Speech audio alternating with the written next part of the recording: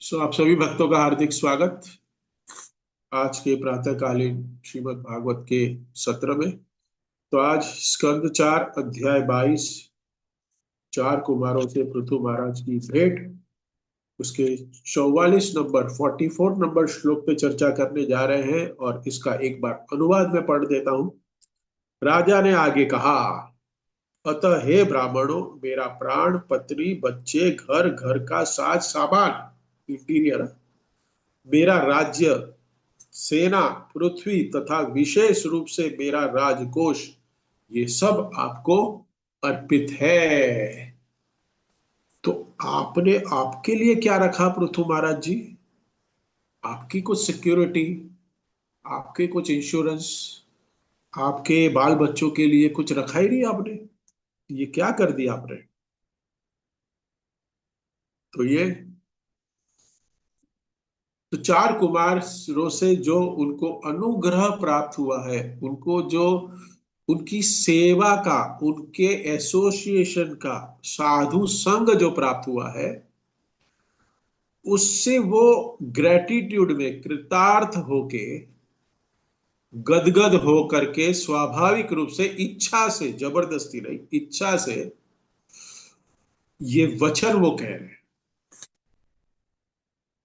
पिछले कुछ दो तीन श्लोक में हम देख रहे हैं कि यहाँ पे मैत्र उवाच, हाँ, उसके बाद राजो उवाच, मैत्री मुनि ने विदुर को कहा कि इस प्रकार जो चार कुमारों ने उनको ज्ञान दिया, उनको सब कहते हैं कि अलग अलग प्रकार के दृष्टांत के साथ दर्शन कराए, फिलोसॉफी के।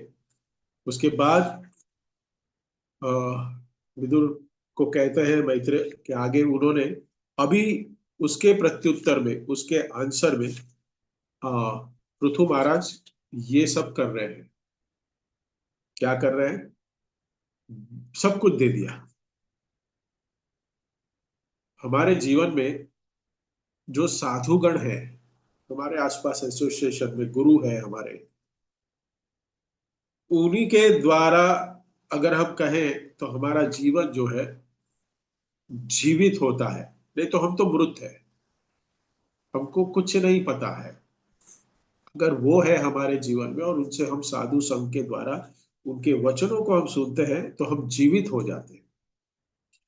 अन्यथा ये जो शरीर है, ये भौतिक जगत में जो भी कार्य कर रहे हैं, जो भी जीव अपने तथाकथित कर्तव्यों में पड़े हुए हैं, इसको कर्तव्य कहेंगे, जिनको लगता है भौतिक जीवन जो जी रहे हैं, उनको कह रहे हैं कि हमारी रिस्पॉन्सिबिलिटी है हमारे परिवार की तरफ, हमारे हमारे कंपनी की तरफ, हमारे देश की तरफ। तो तो ये जो है, उनको लगता है कि ये जो देहात्म बुद्धि में लोग हैं, उनको लगता है कि ये हमारा कर्तव्य है और ये कर रहे हैं। लेकिन उसको कहा गया कि उनका शरीर मृत है। अगर वो भगवान के सेंटर में रख के, भगवान के लिए और गुरु के लिए, ब्राह्मणों के लिए कोई भी कार्य करते नहीं है, तो वो शरीर क्या कहा गया है? एक चलती फिरती लाश। सारे व्यक्ति जो है ना इस संसार में, वो सब लोग मानते हैं कि मैं शरीर हूं, और इस तरह से सोए हुए रहते हैं। उनकी चेतना सोई हुई है। और ये जो सोने की जो हमारी हर रोज की प्रैक्टिस है, हम लोग रोज सोते हैं, सोना जरूरी भी है।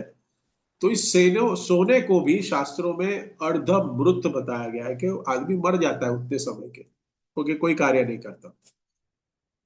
क्योंकि इस संसार में जो भी कुछ कर रहे हैं, उसमें हमारा वास्तविक हित से कोई नाता ही नहीं है। आप अगर सोचो, इस संसार में हम 9 बजे से अभी जो शुरू हो जाएंगे सब, कोई 8 बजे शुरू हो जाता है, हाँ? कोई सुबह सुबह मंगल आरती के बाद, अच्छा मंगल आरती मतलब सुबह सुबह उठ के ही मोबाइल को देख के ईमेल्स और मैसेजेस करना शुरू हो जाता है, उससे कोई वास्तविक हित है ही नहीं। तो ये शास्त्र बता रहा है कि ये सब मरे हुए लोग हैं। इस लेकिन समस्त संसार तो प्रभु जी ऐसे ही चलता है, ओके, चलता है। इसलिए समस्त संसार में से 25 लोग ही जुड़े हैं, हाँ? सभी तो संसार सोया हुआ है, भागा हुआ है, भाग रहा है, हाँ? कुछ भक्तों को भी समय नहीं है, क्योंकि अभी वो ट्रेन में होंगे, मेट्रो में होंगे, अलग अलग कार में होंगे। हाँ, क्योंकि उनको भी अपना शरीर व्यापन करने के लिए, शरीर को जीने के लिए, इस मृत शरीर को, जो मरा हुआ शरीर है उसको जिंदा रखने के लिए अलग अलग वस्तुओं की जरूरतों को अर्जन करने में लगे हुए हैं हम सब। तो यहाँ चार कुमार ज्ञान दे रहे हैं पृथु महाराज को, और भगवान सबसे आदि गुरु है जो हम सबको ज्ञान दे रहे हैं। इसलिए उनको अपना सब कुछ देना चाहिए, कुछ नहीं देना चाहिए। यहाँ पे सब कुछ आया है, ये हमारे लिए बहुत बड़ा प्रॉब्लम है कि प्रभु जी आज का श्लोक कुछ हमें हजम नहीं हुआ, आज का श्लोक हम सिर्फ सुनेंगे, उसको अमल नहीं कर पाएंगे। अंत में थोड़ी चर्चा कर सकते हैं कि कैसे अमल करें, लेकिन मुझे नहीं लगता है कि ये अमल हो पाएगा। इसके लिए मैं जब ये पढ़ रहा था, तो प्रभुपाद ने, अगर देखो तात्पर्य आपने देखा, तो प्रभुपाद ने इसमें जो दारा शब्द है उसका अर्थ ही बदल दिया, क्योंकि इस संसार में लोग इसको हजम ही नहीं कर पाएंगे। ये एक था युधिष्ठिर महाराज और पांच पांडव, उन्होंने द्रौपदी को दाव पे लगा दिया, अपनी स्त्री को, अपनी पत्नी को दाव पे लगा दिया। इसके लिए इतने कर्मी लोग उनको इतना लांछन लगाते हैं पांडवों पे। तो प्रभुपाद ने यहाँ तुरंत तात्पर्य में बदल दिया कि तो वापस पृथु महाराज के ऊपर कोई लांछन ना लगाए, तो हम दारा को हम क्या कर दे, उसकी जो वंशजों के साथ जो सरनेम मिली हुई है, उसको जो धरोहर मिली हुई है पृथु महाराज को, उसको भी उन्होंने त्याग कर दिया। हाँ, कौन है पृथु महाराज, किसके वंशज है? कौन बताएगा? चैट में लिख के बता सकते। पृथु महाराज किस डायनेस्टी में आ रहे हैं, भूल गए? वेणु, वेणु, वेणु, उसके और वेणु, ऊपर, और ऊपर, अंगा, और ऊपर। ध्रुव महाराज। हाँ ध्रुव महाराज, दैट इज अ मेन। हम कहे कि हम किसकी संतान है, हम क्या है, तो हम हमारे पिता का नाम ले सकते हैं, लेकिन डायनेस्टी अगर कहनी चाहे तो हम कौन से मनु से है उसके ऊपर जाना पड़ेगा ना। हम थोड़ी हमारे पिता का नाम से बोलेंगे कि हम इनकी संतान है या हम उसकी डायनेस्टी है। बहुत पीछे जाना पड़ेगा कि हम किन कौन से मनु की ये संतान है। वो हमारी डायनेस्टी है, वो हमारी परंपरा है, वो हमारा है। Yes, ध्रुव महाराज, तो उसको भी त्याग करने का यहाँ पे उल्लेख प्रभुपाद कर रहे हैं। तो यहाँ पे बहुत महत्वपूर्ण सिद्धांतों को हम समझने की कोशिश करेंगे, और आई होप समझ पाए मैं और आप लोग सब। तो चार कुमार को पृथु महाराज कह रहे हैं कि भगवान का यह अनुग्रह है मुझ पर कि वो स्वयं मेरे यज्ञ में आए थे। भगवान विष्णु आए थे, याद है आप लोग को, और तब उन्होंने मुझे बताया था कि शीघ्र ही चार कुमार आएंगे तुमसे मिलने के लिए, तुमको दिव्य ज्ञान देने के लिए आएंगे। तो पृथु महाराज ने कहा, नहीं मैं ऑलरेडी ज्ञानी हूँ प्रभु महाराज, भगवान मैं ऑलरेडी ज्ञानी हूँ, क्यों भेज रहे हैं? तो भगवान कहे, नहीं नहीं, तुम्हारा सब कुछ छीनना है ना। हाँ, बलि के जैसे सब कुछ तुम्हारा छीनना है, इसके लिए हम भेज रहे हैं ब्राह्मणों को तुम्हारा घर को लूटने के लिए। तो चतुष्कुमार आए और पृथु महाराज को दिव्य ज्ञान दिया, हमने सुना। सो ये दिव्य है ज्ञान। इस भौतिक जगत के अंदर जो भौतिकवादी ज्ञान है, जिससे हम अपने शरीर को पालन पोषण करते हैं, हमारा अहम ममेति ब्रह्म बढ़े, अहम ममेति भाव जिससे बढ़ता है, वो अज्ञान है, वो ज्ञान नहीं है।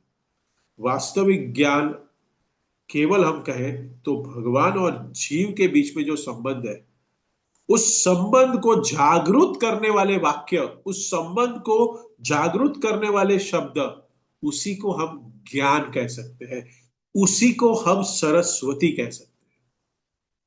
हमें कॉलेज में पढ़ाया, हमें इंजीनियरिंग कॉलेज में पढ़ाया, हमें स्कूल में पढ़ाया कि भाई ये जो विद्या है ये तुम्हारी सरस्वती है, और हम पढ़ लिए, हम हम मान भी लिए।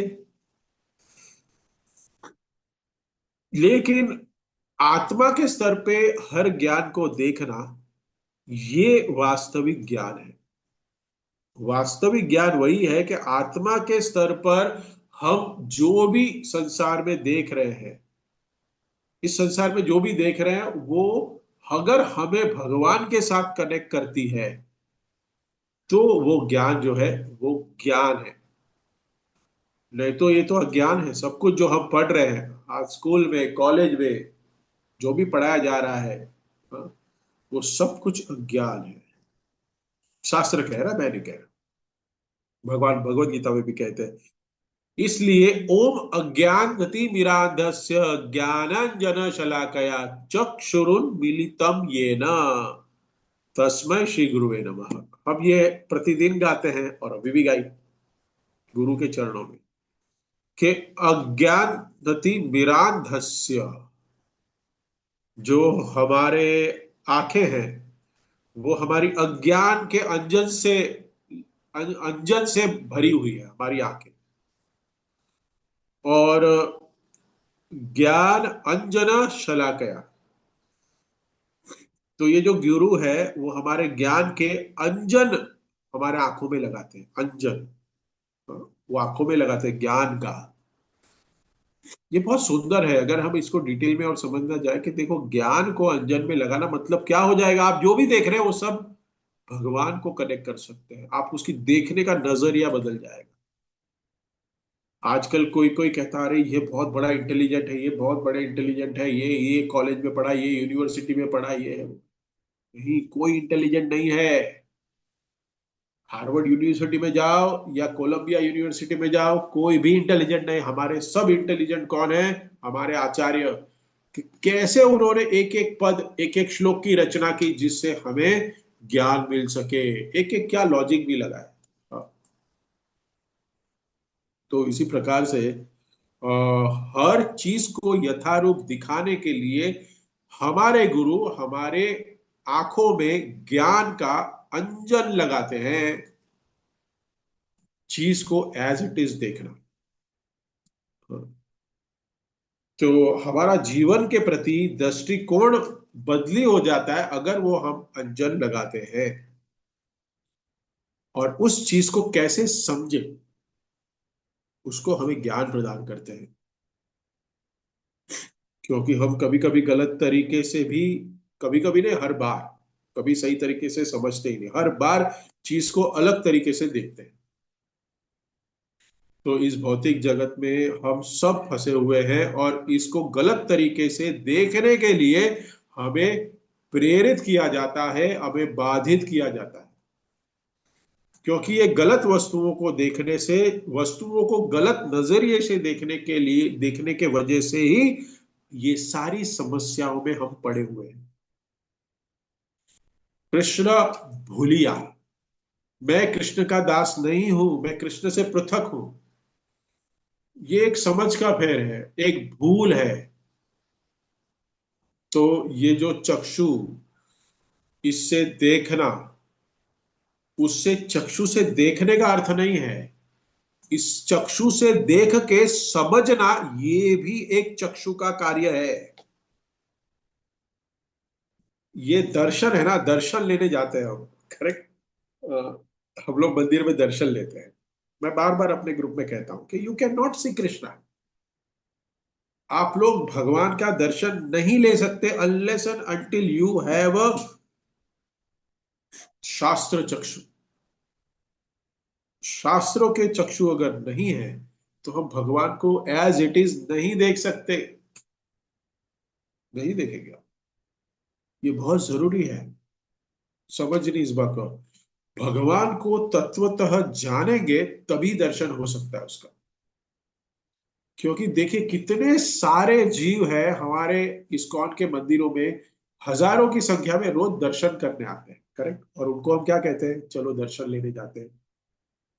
जनरल टर्म्स में क्या कहते हैं? जो भी घर से निकलेगा वो क्या कहेगा? हम आज एक काम करते हैं, आज हम राधा रासबिहारी, राधा रासबिहारी तो नहीं बोलेंगे उन लोग कहेंगे हरे कृष्णा हरे राम, हरे रामा हरे कृष्णा, मंदिर जाते हैं, दर्शन करते हैं, उसके बाद हम बीच पे जाते हैं। ये हमारा प्लान है, करेक्ट। तो वो दर्शन करने के लिए आए हैं, उनके टर्म्स में क्या है? दर्शन करना। लेकिन असली दर्शन क्या है? जो शास्त्र क्या कहता है? कि दर्शन करने के बाद भगवान को तत्व से जानना, तत्व से जान के अपने जीवन में परिवर्तन करना, वो तो हो नहीं रहा है किसी का। तो क्या उनको दर्शन का लाभ मिलेगा? हाँ, लाभ मिलेगा, सुकृति प्राप्त होगी, लेकिन भक्ति नहीं प्राप्त होगी। जो जीवन का परम उद्देश्य है वो नहीं प्राप्त होगा। पुण्य अर्जित होंगे, और जैसे पुण्य अर्जित होंगे उस पुण्य को भोगने के लिए क्या करना पड़ेगा? वापस एक शरीर धारण करना पड़ेगा। तो चीजों को देखना, दर्शन करना मतलब यथारूप समझना, उसको एज इट इज, भगवान है, सुप्रीम पर्सनैलिटी ऑफ गॉडहेड है, समझना। क्या किया? उधर से दर्शन लेके, भगवान के दर्शन लेके आ गए, और दूसरे दिन और कोई देवी देवताओं की पूजा अर्चना में लग गए, सब पानी फेर दिया भगवान के दर्शन के ऊपर। तो भगवान बार बार इस जड़ जगत में आते हैं हम पर अनुकंपा करने के लिए। हाँ, परमात्मा के रूप में हमें ज्ञान तो दे ही रहे हैं, और गुरु के माध्यम से भी, बाह्य रूप से गुरु भेज के हम पर अनुकंपा करते हैं। तो ये जो अनुकंपा है, इनका जो ऋण है हम पर, वो चुका नहीं सकते। उसी की बात यहाँ हो रही है कि हाउ वी आर इंडेप्टेड, हम ऋण में है। प्रभु जी, मैंने तो कोई लोन नहीं लिया है, मेरी तो लाइबिलिटी कुछ भी नहीं है, ना मैंने किसी भक्त से पैसे लिए हैं। अरे प्रभु जी, आप किस कौन से ऋण की बात कर रहे हैं? लेकिन भगवान का ऋण कभी हम नहीं चुका सकते, भगवान के प्रतिनिधि का भी कभी हम ऋण नहीं चुका सकते। क्योंकि यहाँ पे हम देख रहे हैं पृथु महाराज ने सब कुछ सर्वस्व देने का विचार किया, सब कुछ। क्यों? थोड़ा सा 10%, 5% जो हमारी कमाई है उसमें से हम देने का एक टर्म्स है हमारे स्कॉल में, क्योंकि सब लोग तो 100% देंगे नहीं। तो अगर 5-10% भी अगर देते हैं तो उतना भी नहीं चलेगा। यहाँ पे ये स्थापित हो गया, वो जो टर्म है वो यहाँ स्थापित हो गया कि नहीं, आपको अपने पास कुछ भी नहीं रखना है। इसलिए मैंने स्टार्ट में ही कहा कि ये कुछ हमें समझ में आने वाला नहीं है, ना हमें ये प्रैक्टिकली कुछ एक्सेप्टेबल होगा नहीं। करेक्ट? आई होप आप लोग इसको सहमत होंगे। तो भगवान ने हमें जो ये शरीर दिया है, गुरु ने हमें जो ये ज्ञान दिया है, उसका ऋण हम कभी नहीं चुका सकते। ऐसा क्या है इस भौतिक जगत में कि हम उसके बदले में भगवान को दे सकते हैं? कुछ भी नहीं है इस भौतिक जीवन में, हमारे भौतिक जीवन में हमारे पास ऐसा कुछ भी नहीं है। आध्यात्मिक जीवन की तो तुलना ही नहीं कर सकते। ये कभी ऋण हम चुका ही नहीं सकते। भगवान अपने अकारणीय कृपा से, कंपैशन, हमें ये ज्ञान दे रहे हैं, भगवत गीता देने आए। देखिए इस चीज को आप समझिए। हम तो उनको ठुकरा के आ गए गोलोक वृंदावन में, आए ना। आप लोग का पता नहीं, मैं तो ठुकरा के आ गया, इसके लिए इस जड़ जगत में फंसा हुआ हूं। ठुकरा के आ गए हम। और वो ठुकरा के आने के बाद भी भगवान अपना गोलोक वृंदावन, अपना अभी मैं यहाँ का कोई देश का नाम नहीं ले सकता, नहीं तो कुछ अपराध हो जाएगा, धाम अपराध हो सकता है। गोलोक वृंदावन में क्या फैसिलिटी है? ऐसी फैसिलिटी तो यहाँ पे कोई भी कितने भी अरबों खरबों खर्च कर दे उसके बाद भी ये वो मिल नहीं सकती। ऐसा कोई धाम ही नहीं है यहाँ पे, ऐसा कोई देश ही नहीं है कि उतना ऐश्वर्य हो सके। वो छोड़ के हम जैसे जीवों का उद्धार करने के लिए भगवान इस जड़ जगत में आए और भगवत गीता बोली। ये अनुकंपा है क्या? नहीं है।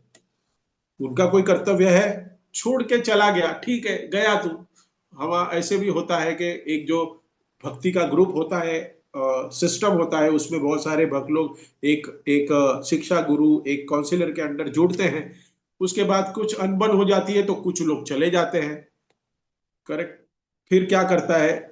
उसको खींचने की, वापस लाने की हम कोशिश करते हैं, लेकिन आते नहीं है। लेकिन भगवान क्या करते हैं? हम बगावत करके नीचे आ गए, और फिर भगवान हमको ढूंढते ढूंढते वापस भौतिक जगत में हमारे लिए आए। ये अनुकंपा है भगवान की। क्यों? क्योंकि हमें बुलाने के लिए आए, आइए आइए आइए, वापस आ जाओ, वापस आ जाओ। लेकिन हमने ठुकरा दिया है भगवान को। लेकिन भगवान का ये स्वभाव है कि भगवान हमें नहीं ठुकराते। भगवान हम पर करुणा ही करते हैं, ठुकराते नहीं है। ठुकराते तो हम हैं।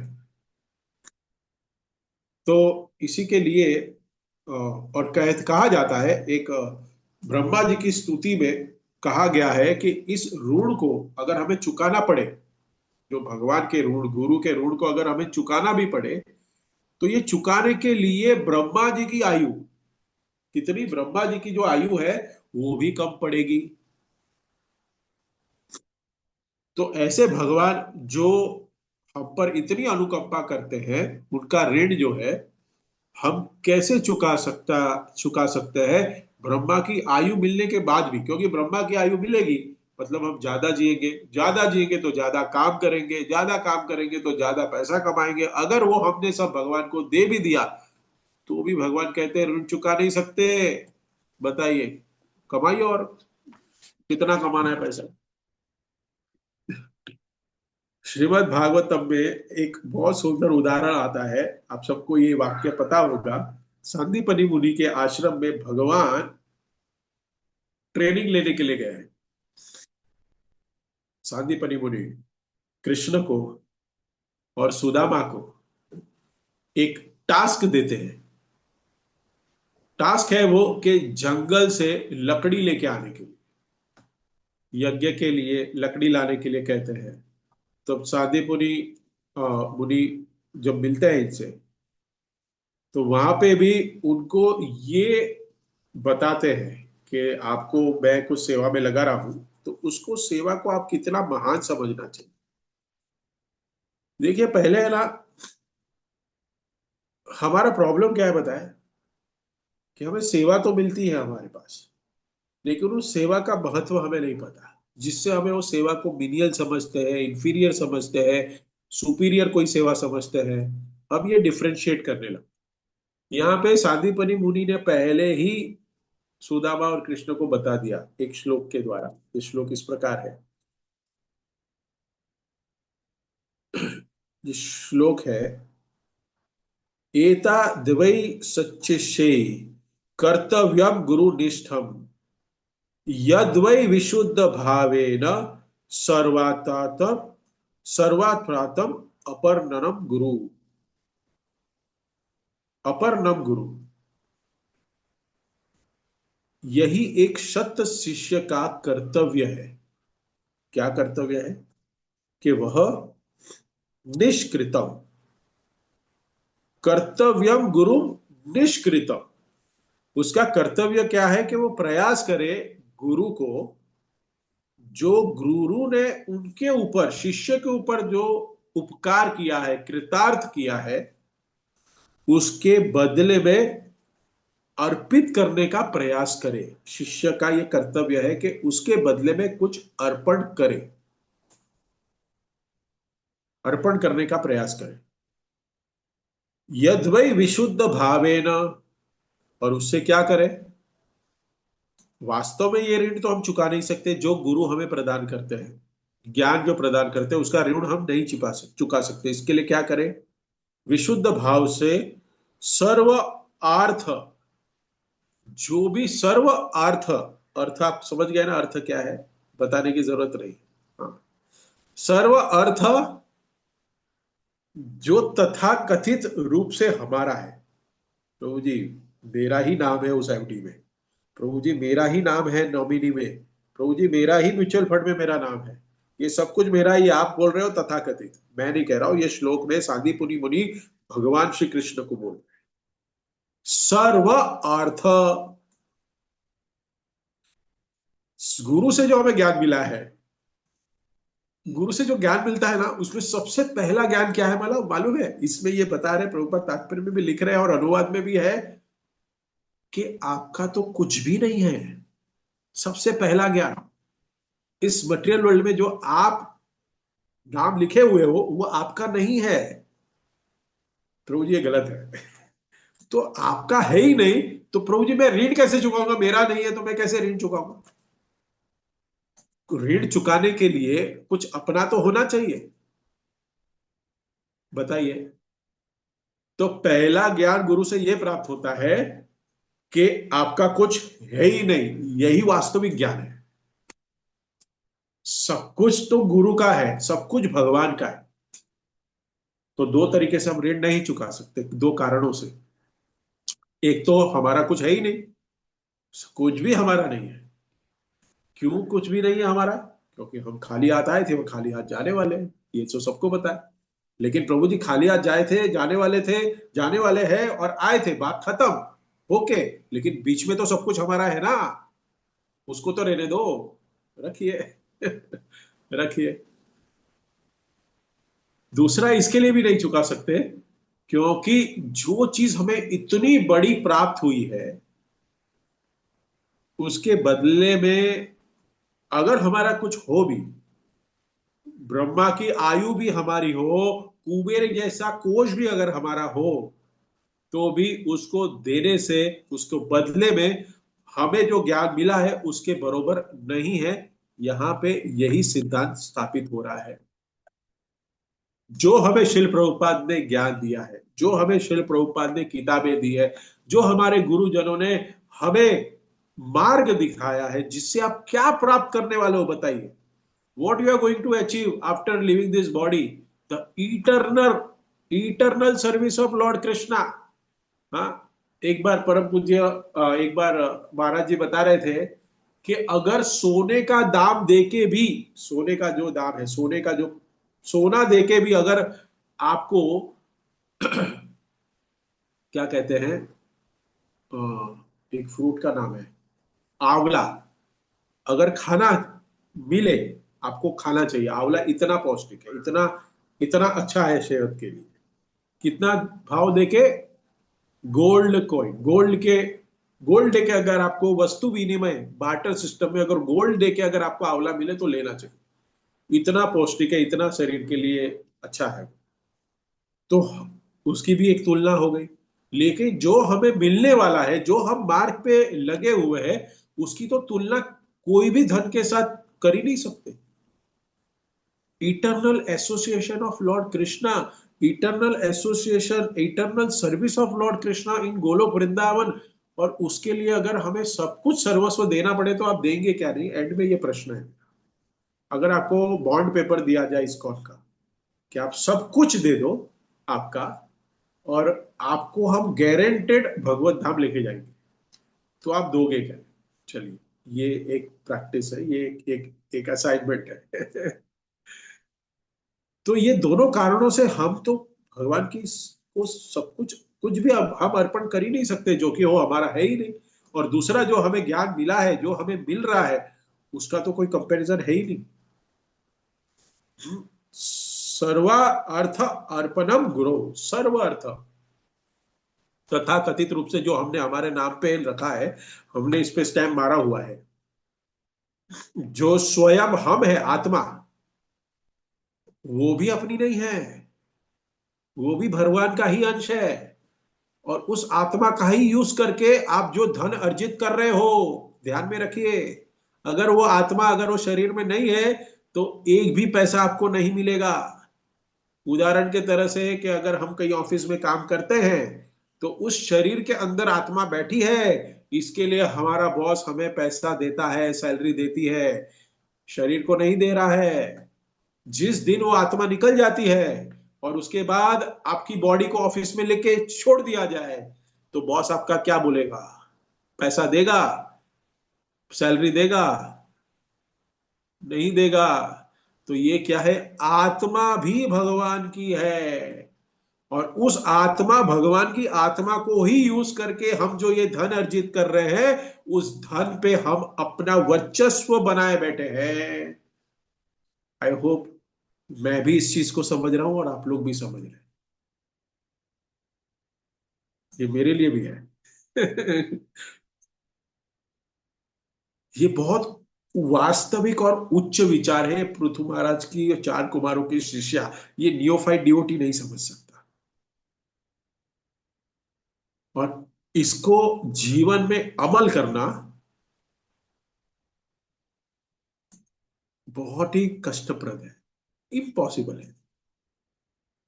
व्यवहारिक रूप से अगर हम, आप लोग कहोगे ना प्रैक्टिकली प्रभु जी ये पॉसिबल नहीं है, प्रैक्टिकली, व्यवहारिक रूप से। लेकिन यही सच्चाई है जो मैं बोल रहा हूं। ये पृथु महाराज की शिक्षाएं, पृथु महाराज शिक्षा को ग्रहण करने के बाद, चतुष कुमार के पास से शिक्षा ग्रहण करने के बाद वो इस स्टेज पे पहुंच गए, वो ये समझ गए। तो पृथु महाराज यही कह रहे हैं, जो कुछ मेरा है ये वास्तव में मेरा है ही नहीं। इसके पहले के श्लोक में क्या कह रहे हैं देखिए, साधु उच्छिष्टम ही में सर्व आत्मना सह किम ददे। मैं आपको क्या दूं, मैं आपको क्या दे सकता हूं। देखिए, हम कृतार्थ अनुभव करते हैं, तो जब भी हम किसी से कुछ लेते हैं, किसी के पास से हम कुछ ग्रहण करते हैं, अगर अनुग्रह प्राप्त की है, ज्ञान प्राप्त किए है, तो उसके बदले में हमें देना चाहिए, ये भाव होना चाहिए, देना चाहिए। ये है ना। आपको पता है, अभी तो बैंक शायद बंद हो गई है, ये देना बैंक आपको पता थी? देना बैंक, नाम सुना है देना बैंक? उस बैंक का नाम लेना क्यों नहीं रखा बताइए? क्यों नहीं रखा लेना बैंक? एंड में कोई कमेंट कर सकता है तो कर लीजिएगा, ये सस्पेंस रहेगा। क्यों बताइए? हमारे कुछ 40-50 साल पूर्व बनी होगी, तो किसी ने नाम रखा देना बैंक। अरे देना बैंक क्या है, लेना बैंक होना चाहिए। हम तो सब लेने के लिए पीछे पड़े हैं ना, कोई देने के लिए है? कोई है यहाँ पे जो देने में इंटरेस्ट रखता है? नहीं, हम सब लेने में इंटरेस्ट रखते हैं, इंक्लूडिंग मी। बताइए, इस भौतिक संसार में हम रहते हैं, लेन देन जरूरी है, बिना लिए हम रह भी नहीं सकते, लेकिन बिना दिए प्रभु जी हम पूरा रहने की कोशिश करते हैं। इसलिए फिर बदले में हमें देना भी चाहिए, नहीं तो हम क्या हो जाएंगे, हम ऋण में फंस जाते हैं, दब जाते हैं, ऋण लग जाता है हमें। हमें ऋण के अगर हम दब गए, उसका भुगतान अगर हमने नहीं किया, हम किसी के ऋणी हो गए, तो ऋण चुकाने के लिए हमें और एक शरीर धारण करना पड़ेगा, भले ही कितना शुद्ध हरिनाम ले लो। कभी भी किसी से हमें ऋण नहीं लेना चाहिए, क्योंकि हम भुगता नहीं है, भगवान भुगता है। भगवान एकमात्र भोक्ता है, हम भोक्ता है नहीं, इसलिए हम कुछ ले नहीं सकते। स्वभाव से हम केवल सेवा के लिए बने हैं, हम कभी कुछ ले ही नहीं सकते। अगर हम लेंगे तो हमारे पर ऋण लग जाएगा, क्योंकि वो हमारे लिए है नहीं। कुछ भी इस संसार में हमारे भोग करने के लिए नहीं है, कुछ भी। सामान्य रूप से अज्ञानतावश हम सब यही सोचते हैं कि हम ही भोगता है। इसलिए वैदिक संस्कृति में कहा गया है कि विशेष रूप से स्थापित किया जाता है कि कभी किसी से ऋण ना ले। और आज देखो, हमारे जीवन में हमें बचपन से ही सिखाया जाता है, बच्चों को ही, कि तुम्हें हायर एजुकेशन लेना है तो आपको एजुकेशन लोन लेना है। आई होप किसी ने लिया होगा। एजुकेशन लोन किसके नाम पे होता है पता है? बच्चे के नाम पे होता है, करेक्ट। बच्चे को तभी ऋण में दबाया जाता है। फिर कार लेनी है, कार लोन। हाँ, फिर कहीं घूमने जाना है, पर्सनल लोन, टूरिस्ट लोन, बाद में होम लोन। चलो होम लोन तो ठीक है, घर तो चाहिए, रोटी कपड़ा मकान तो चाहिए, लेकिन फिर भी ऋण लेके कोई भी कार्य नहीं करने चाहिए, ऐसे शास्त्र बताता है। और आज की हमारी संस्कृति ऐसी हो गई है, संस्कृति कह रहा हूं हमारी, हमारी परिवेश, हमारा संसार, हमारा हमारा जो कार्य है, हमारा जो आसपास की सिस्टम है, वो हमें कहती है कि लोन बिने बिना आप जी नहीं सकते, आपको लोन लेके ही जीना है। और शास्त्र में कहता है कि लोन लिए बिना हमें जीना ही चाहिए, लोन लेना ही नहीं चाहिए, नहीं तो उस ऋण के लिए, चुकाने के लिए आपको वापस इस धरती पे जन्म लेना पड़ेगा। बताइए, सामान्य विचार में ऋण चुकाना, ये कोई भी ऋण लेते हैं तो उसको चुकाना होता है। आप अगर होम लोन ले रहे हो तो आपको 20 साल, 15 साल, 10 साल में जैसे पैसा आया आप उसको चुकाना है, तो आपको रिटर्न में देना ही पड़ेगा। आप नहीं देंगे तो डिफॉल्टर बन जाएंगे। सो डिफॉल्टर मिल गया मतलब आपको वापस कभी लोन मिलेगा नहीं। आप उसके आपका पैन सिविल स्कोर खत्म हो गया, आप सब कुछ खत्म हो गए। हाँ, तो वैसे ही अगर हम शास्त्रों के ऋण, गुरु के ऋण नहीं चुकाए तो हमें अधम योनि में जाना पड़ेगा। हाँ, अधम। तो ये जो ऋण है, ये जो हम भौतिकवादी ऋण की बात करें, जो मैं अभी बता रहा था, वो इसी जीवन के साथ संबंधित होता है। शरीर खत्म हो गया, सब फ्री। खत्म हो गया सब, आपका कोई ऋण नहीं बचेगा। समाज में जो फंक्शन क्रिया है होम लोन की, कि जैसे आपका शरीर छूट गया, आपका लोन खत्म हो गया। इसके लिए उस लोन के लिए अगेंस्ट में इंश्योरेंस किया जाता है, अगर आपको याद है। अगर आप लोग ने कुछ ऐसे काम किए हैं, कुछ लोन लिया है, तो उसके अगेंस्ट इंश्योरेंस किया जाता है। अगर आपने कुछ लोन लिया है और इस लोन के पीरियड में अगर आप मर गए, आपका शरीर छूट गया, तो हम तो आपको ढूंढते ढूंढते नरक में आएंगे नहीं, स्वर्ग में आएंगे नहीं मिलने ढूंढने के लिए। तो आप एक काम करो, आपका इंश्योरेंस करा दो, तो हम उससे आपकी वसूली करेंगे। तो इस शरीर के साथ ये ऋण खत्म हो जाता है। लेकिन हमारा शास्त्र हमें कहता है कि जो ऋण है, जो अगले जन्म, जन्म जन्म तक चलते हैं, तो क्योंकि ऋणी हो गए तो बार बार जन्म लेना पड़ेगा, वो चलते रहता है। इसके लिए जन्म मृत्यु के चक्कर में बंधते हैं अगर हम किसी का ऋण लेते हैं और उसको चुकाते नहीं। सिर्फ लिए लिए ही रखते हैं, लेना ही हमें समझ में आता है, देना नहीं समझ में आता है, तो फिर फंस जाएंगे। तो ये हमारे अहित में है, बता रहे, ये हमारे अहित में है। जैसे हम कर कहें कि उदाहरण दे रहे हैं कि अगर पिता की मृत्यु होती है, तो वो सारी जो संपत्ति है वो उसको नॉमिनी के रूप में प्राप्त हो जाती है, लेकिन उसके साथ साथ उसका डेप्थ, उसकी ऋण भी प्राप्त होता है बच्चे को।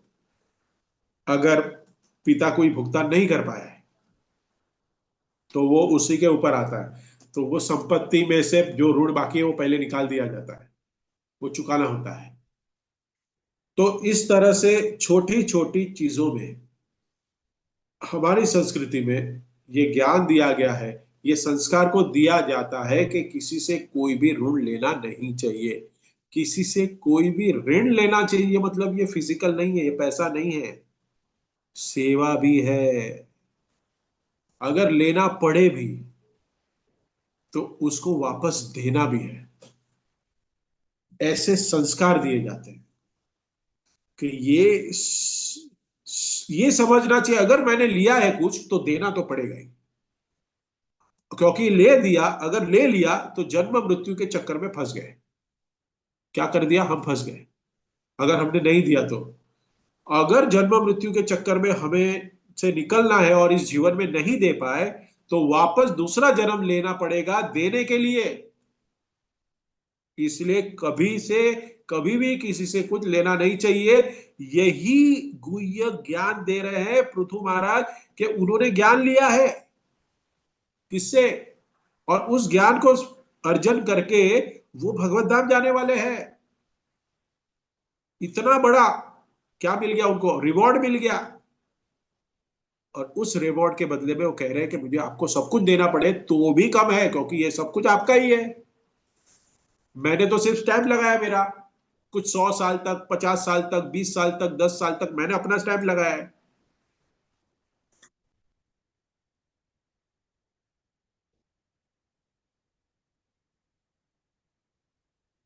एक एक है ना, दर्शनवाद है, कर्मी दर्शनवाद। उन्होंने क्या लिखा है देखिए, ऋणम कृत्वा ध्रुतम प्रीबेत। ऋणम कृत्वा ध्रुतम प्रीबेत, कह रहे हैं कि ऋण लेके आपको घी पीना चाहिए। ये एक हमारे ऐसे भी कोई लोग हैं जो शास्त्रों के संस्कृत शब्दों में भी कर्मी भाषा में कर्मियों के लिए कुछ अच्छा लिखते हैं। हाँ, तुम चाहिए तो मैं स्क्रीनशॉट भेज सकता हूँ, मैं कल इस पे रिसर्च कर रहा था तो ये श्लोक मिल गया। हाँ, एक भौतिकवादी तत्वज्ञानी ने लिखा है कि आपको ऋण लेके अगर घी भी पीना पड़े, घी पीना है आपको, और अगर आपके पास घी पीने के लिए पैसा नहीं है, तो आप क्या कर सकते हो, आप ऋण ले सकते हो। मतलब आज के समाज में कोई घी पीता नहीं है, शायद pizza pasta, Switzerland, London, America, कहाँ, बैंकॉक, पटाया, इसी जगह पे जाना है तो आप ऋण ले सकते हो। यहाँ पे बताया गया है, ये शास्त्र में नहीं कह सकते, लेकिन ये तथा कथित भौतिक शास्त्र में दिया गया है। ऋणम कृत्वा ध्रुत प्रीवेत, खाओ पियो और ऐश करो, ये आसुरी विचार है। यावत जीवित सुखम जीवित, जब तक जियो ऐश करो, क्योंकि मर गए उसके बाद वो ऋण ऋण जो है वो कौन पूछने वाला है आपको, कौन लेने आने वाला है, आपका ऋण कौन मांगने वाला है। कोई चिंता मत करो, लोन लो बिंदास और ऐश करो। हाँ, ऐश करो, क्योंकि जीवन समाप्त होने के बाद आपके पीछे कोई बैंक वाले आने वाले नहीं है, कोई रिकवरी एजेंट आने वाला नहीं है, मजा करो। और उसमें कहते हैं भस्मीभूतस्य देहस्य पुनर्आगमन कृतः। एक बार अगर मृत्यु हो गया तो वापस यहाँ पे कहाँ हम आने वाले हैं। यहाँ पे पुनर्जन्म का कोई कंसेप्ट नहीं दिया इन्होंने। हाँ, शरीर को भस्म कर दिया, उसके बाद आपका पुनर्जन्म नहीं होगा, ऐसे एक भौतिकवादी दर्शन देते हैं, दर्शनवाद दिया है कि ऐसे आप जियो, मजा करो, और सब लोग जी रहे हैं ऐसे। बहुत सुंदर श्लोक है। ऋण लेकर के ऐश करो, ऋण तो चुकाना है नहीं, मर जाना है तो कोई पूछने वाला ही नहीं है। हाँ? कितना अंतर है विचारों में, दृष्टिकोण देखो, दर्शन में अंतर है। कोई एक भक्त जो दर्शन लेगा भगवान के तो वो कुछ अलग सोचेगा, लेकिन कोई एक कर्मी व्यक्ति दर्शन लेगा वो कुछ अलग सोचेगा। भगवान का भक्त दर्शन लेगा तो वो क्या सोचेगा, भगवान इस संसार में मैं फंसा हुआ हूं, मुझे इस जन्म मेरा अंत का मेरा लास्ट जन्म हो, इस मनुष्य जीवन में ये मेरा मनुष्य जीवन लास्ट हो, अंत में मुझे नारायण स्मृति कराए और मैं भगवत धाम जाऊं। और दूसरा व्यक्ति भौतिकवादी आके बोलेगा राजबिहारी के सामने, भगवान मुझे जो भी चाहिए इस भौतिक संसार में सब कुछ मुझे अच्छे तरीके से प्राप्त कराओ, मेरे जॉब अच्छा चलना चाहिए, मेरी पत्नी अच्छी मिलनी चाहिए, मेरे बच्चे अच्छे होने चाहिए, मेरी नौकरी अच्छे से टिकी होनी चाहिए। देखो दर्शन करने का दो अलग अलग विचार है। हाँ, देख क्या रहा है, भगवान को ही देख रहा है, लेकिन क्या है, क्या बदला उसने, शास्त्रों का ज्ञान, ज्ञान जो है वो सबसे इंपॉर्टेंट है। और अगर इस ज्ञान से अगर हमें इतना बड़ा हमारे जीवन में परिवर्तन आता है जिससे हम भगवत धाम जा सकते हैं, इटरनल ब्लिस ला सकते हैं, उसके लिए अरबों खरबों या इनफाइनाइट पैसा भी कुछ नहीं है। You can not compare.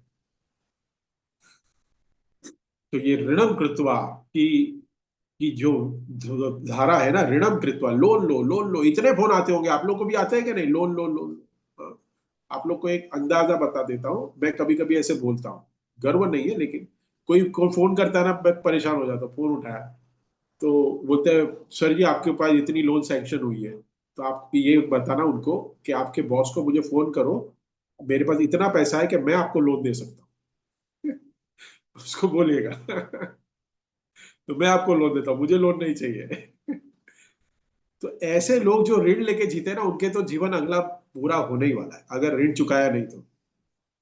ये दूर भावना से जो जी रहे हैं, भले हम मन में सोचे कि कुछ होने वाला नहीं है, किसने देखा क्या होगा, लेकिन सत्य तो यही है कि हमारे नहीं देखने से, नहीं दिखने से, हाँ, अगर हम ऐसे ऋण लेते हैं और ऋण को नहीं चुकाते हैं, ज्ञान लेते हैं लेकिन हम ज्ञान का ऋण नहीं चुकाते हैं, तो ये सच्चाई बदलने वाली नहीं है।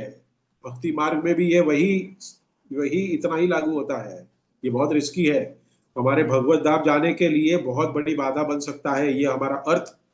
और अर्थ के बाद ये जो ऋण हम ले रहे हैं हमारे गुरुजनों से और उसका हम अगर भुगतान नहीं कर रहे तो फंसे रहेंगे। हम्म? शास्त्रों के अनुसार हम अगर अगर हम अपना जीवन नहीं चलाते हैं, तो मनमाने ढंग से अगर हम जिएंगे तो भक्ति भी हमें बाधा दे सकती है। भक्ति में भी हमें हमें जो हमारा उच्च लक्षण है, उच्च उच्च हमारा गोल है, वो नहीं मिलेगा। हो सकता है, हाँ? कभी हम किसी से सेवा ले तो सेवा उसकी करने के लिए तत्पर रहे, हाँ, जैसे गुरुगण है, वो कभी भी हमसे सेवा नहीं लेते। गुरुगण, सोचिए, गुरु हमसे सेवा लेते हैं, हमको ये टर्म पता है, लेकिन गुरु हमसे कभी सेवा नहीं लेते। वो गुरु का कर्तव्य निभा रहे हैं, वो कर्तव्य के रूप में लेते हैं, वो भोक्ता के रूप में नहीं लेते। जब भी आप सेवा कर्तव्य के रूप में लेते हो तो वो सेवा का ऋण नहीं लगता है। आपको भोक्ता के रूप में ले लिया आपने कि ये मेरा हक है, I am a senior devotee, तो they should come and serve me on my table. अगर आपने ये भाव रखा तो ये कर्म लग गया आपको। I hope what I said you all understood. शायद ये सब डिटेल में कोई बता पाए, आपको ना बता पाए, ये आपको दर्शन करा पाए या ना करा पाए। इसको कहते हैं डीप डाइविंग। एक पता है आपको, एआई मोड में डीप डाइव मोड आता है, डीप सिंक एक मोड था। डीप सिंक आपने नाम सुना एआई का? डीप सिंक मतलब शास्त्रों में गोथा लगाना, गोथा मतलब तैरना नहीं, उसके और अंदर जाना। ये एआई मोड है। ये एआई मोड है कि जो सेवा ग्रहण करते हैं वो, हम अगर हमारे भोग के लिए स्वीकार करते हैं और शिष्य को हमारा दासत्व बना के, शिष्य को हमारा सेवक बना के अगर हम उसको यूज करते हैं, उससे सेवा लेते हैं, तो वो गुरु को भी बाध्य होना पड़ेगा, ऋण गुरु को भी लगेगा। लेकिन वो भगवान की सेवा में उस शिष्य को लगाता है और भगवान की सेवा के लिए कोई भी सेवा ग्रहण करता है उससे गुरु, तो वो बाध्य नहीं बनता। इस गुरु भगवान की सेवा करने के लिए शिष्य से सेवा ग्रहण करता है, वो स्वयं के लिए कुछ नहीं रखता। ये पहला तथ्य है, ये अपने जीवन में हमें समझना चाहिए। अगर हम जीवन में किसी से भी कुछ लिए रहे हैं तो पहले ये सोचना चाहिए कि मैं इसके बदले में इनको क्या दे रहा हूं। अगर हम मंदिर की फैसिलिटी को यूज कर रहे हैं, मंदिर में जो शिल प्रभुपाद ने इतने परिश्रम से इतनी बड़ी प्रॉपर्टी बनाई है, अगर उसका हम उपभोग ले रहे हैं, तो मैं क्या शिल प्रभुपाद को दे रहा हूं? मैं क्या उनको संतुष्ट करने के लिए, प्रचार के लिए, इस सोसाइटी के लिए मैं क्या कर रहा हूं? सोचना पड़ेगा ये। अगर मैं इस मंदिर का भोग ले रहा हूं, मैं इस सेंटर का भोग ले रहा हूं, तो मैं उसके लिए क्या कर रहा हूं? सेवा करो, आदान प्रदान, शिष्य और गुरु, या फिर काउंसिलर और काउंसिली, हाँ, शिक्षा गुरु और दीक्षा गुरु, ये सब टर्म्स में हमें ये ज्ञान को समझना है। तो शिल प्रभुपाद ये जो एक लास्ट में बता रहे हैं कि हम क्यों ऐसे बता रहे हैं, पृथु महाराज क्यों ऐसे बता रहे हैं कि सब कुछ उनका है, क्यों? क्योंकि देखो ये सर्व कुछ, सब कुछ ये पंच महाभूत से बना हुआ है, ये सब कुछ भगवान ने बनाया है, कुछ भी हम लेके नहीं आए थे, ना ही हमारा है। करेक्ट है। इसके लिए उदाहरण बहुत सुंदर तरीके से देते हैं श्रीधर गोस्वामी।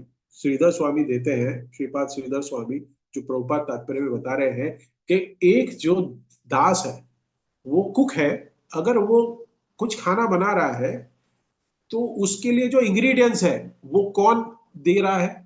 वो तो उसका मालिक ही लाके दिया है, वो अपने पैसे से तो खरीद के लाया नहीं है। आप समझिए इस बात को, ये गुह्य ज्ञान है ये। हाँ? कि इंग्रेडिएंट्स है इस संसार में, हम जो भी कुछ बना रहे हैं, समझो ये घर है मेरा, आपका भी घर में आप लोग सब बैठे हो, करेक्ट? ये घर है, उस घर में लोहा लगता है, उस घर को बनाने के लिए मिट्टी लगती है, इस घर में सीमेंट, ये सारी जो चीजें लगती है, वो सब किसने दी है? नहीं प्रभु जी, हम अपने, अब हम जहां से आए वहां से लेके आए थे, नहीं, भगवान ने दी है। हमने तो उसको मिश्रित करके बना के हमने घर बना दिया। तो अगर कोई मालिक है, वो वेजिटेबल लेके आके, अन्न लेके आके, अपने पैसे से लेके आके घर में बनाए रखा है, और अपने कुक को कहता है, अपने दास को कहता है, अपने नौकर को कहता है कि ठीक है मुझे आज ये बना के दो। अगर वो दास, वो कुक, वो सर्वेंट वो बना के देता है, तो क्या इसका मतलब ये है कि ये जो बनाया भोजन है वो उसका है? नहीं, मालिक का ही है, उसने उसको सिर्फ कुक किया है। यही लास्ट के चार जो तात्पर्य प्रभुपाद के लास्ट वाक्य, चार वाक्य आप लोग पढ़ सकते हैं आपके सामने अगर भागवतम है तो। वैसे ही इसी लॉजिक से हमें भी समझना है कि इस संसार में जो भी हमारे पास है, उसको हम सिर्फ रखने के लिए, हमारे रखने के लिए, संरक्षण के लिए हमें दिया गया है। जैसा ये मेरे संरक्षण से निकल जाएगा, दूसरे के संरक्षण में चला जाएगा। करेक्ट? इस घर से हम निकल जाएंगे, निकल जाएंगे मतलब चार लोग हमें लेके जाएंगे, घर के बाहर लेके जाएंगे ना हमको चार लोग। हाँ, तब इसका संरक्षण और दूसरा करेगा, मैं नहीं करूंगा। अभी मैं कर रहा हूं, लेकिन उसके बाद रोज बाहर जा रहा हूं, लेकिन मैं अकेला जा रहा हूं, लेकिन चार लोग जब लेके जाएंगे बाहर, तब ये किसी और के संरक्षण में चला जाएगा। इसके लिए जो भी इंग्रेडिएंट्स है वो सब भगवान ने दिए हैं, हम सिर्फ पका के हमारा बोल रहे कि मैंने बनाया, ये मैंने खिलाया। आप समझ रहे हैं? तो इस विज्ञान को समझना, ये दर्शन को करना, ये बहुत एक हाई लेवल की फिलॉसफी है, जिसको हजम करने के लिए हमें हाजमोला खाना पड़ता है। आगे के श्लोक में मैं पढ़ रहा था, क्योंकि सैटरडे को मुझे सेंटर में देना है भागवतम, तो 46 नंबर श्लोक है, तो मैं अभी से प्रिपेयर कर रहा था।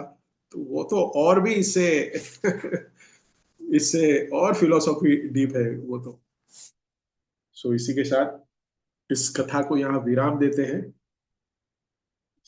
थोड़ा समय ज्यादा ले लिया, लेकिन कहने के लिए बहुत कुछ है। हाँ, तो किसी का comment, disagreement, correction and question है तो पूछ सकते हैं। हरे कृष्णा।